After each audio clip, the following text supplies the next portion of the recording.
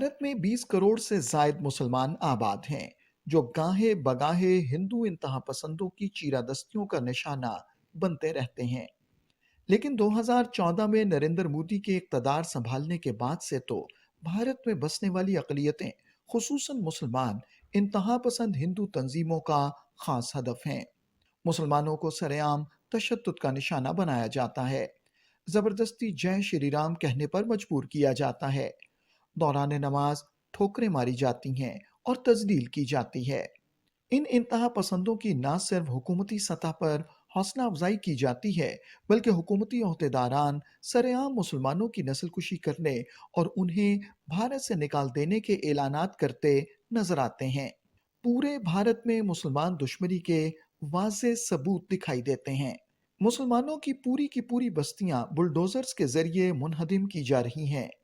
मसाजिद को यह कहकर शहीद किया जा रहा है कि यहाँ पहले मंदिर हुआ करता था, या इन्हें गैर कानूनी तामीर कहकर शहीद किया जा रहा है। जब से नरेंद्र मोदी हुकूमत में आया है, भारत में बसने वाले मुसलमानों की परेशानियों में दिन ब दिन इजाफा होता जा रहा है। उन्हें भारत में अपने वजूद को कायम रखना नामुमकिन नजर आ रहा है। मुसलमानों की जान, माल, इज्जत और मसाजिद और दरगाहें सभी हिंदू इंतहा पसंदों के निशाने पर हैं। उन्हें मोदी हुकूमत से किसी किस्म के तहफ़्फ़ुज़ और इंसाफ की कोई उम्मीद नहीं। चंद माह कबल भारतीय शहर जयपुर के रिहायशी मोहम्मद असगर अली को रेलवे पुलिस के एक एहलकार ने दूसरे दो मुसलमान मुसाफिरों समेत ये कहकर कत्ल कर दिया कि वो मुसलमान हैं और हिंदुस्तान में वही कुछ होगा जो मोदी और योगी आदित्यनाथ चाहेंगे, यानी मुसलमानों को हिंदुस्तान से ख़त्म कर दिया जाएगा।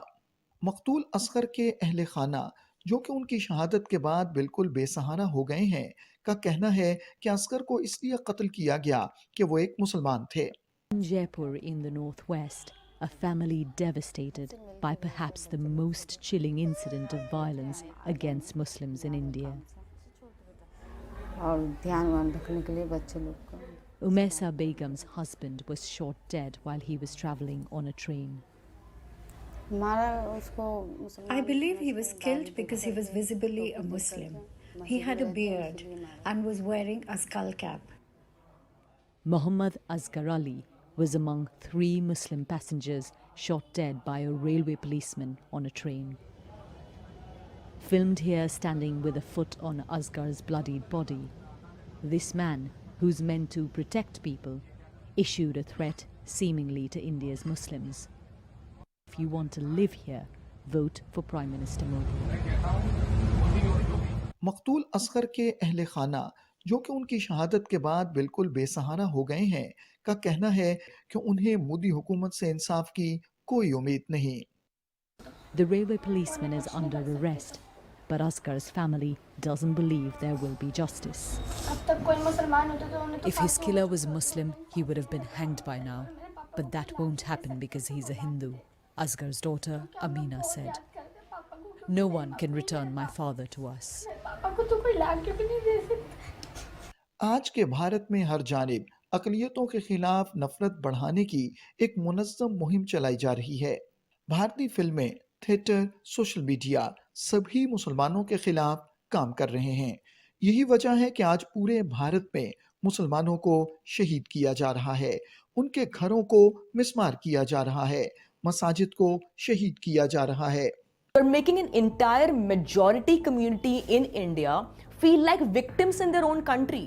I have never seen a majority feel like victims in their own country, saying you guys are taking from us what was ideally ours. Rana says India's majority needs to do its part to curb the violence and hate in the country. The people are witnessing the lynchings. The people are witnessing the hate crimes. The people are witnessing the demolition of Muslim houses. They're witnessing the hate messages on their WhatsApp, but they are being passive observers, even the well-meaning people. And that is happening because of this climate of fear. Bharat दुनिया को ये बताता है कि वो सबसे बड़ी जमहूरिया है और यहाँ पर सब अच्छा है। तमाम अक़लियतें पुरअमन ज़िंदगी गुजार रही हैं। لیکن اس کے عقب میں نفرت سے بھرے ہندو انتہا پسند جلوس اور ریلیاں نکال رہے ہیں، جنہوں نے اپنے سروں پر زعفرانی کپڑے باندھ رکھے ہیں اور وہ ہندوتوا کے جھنڈے لہراتے ہوئے بھارتی اقلیتوں، خاص طور پر مسلمانوں کو ختم کر دینے کے نعرے لگا رہے ہیں۔ بین الاقوامی برادری کو چاہیے کہ بھارت میں اقلیتوں، خاص طور پر مسلمانوں کے خلاف ہونے والی انسانی حقوق کی خلاف ورزی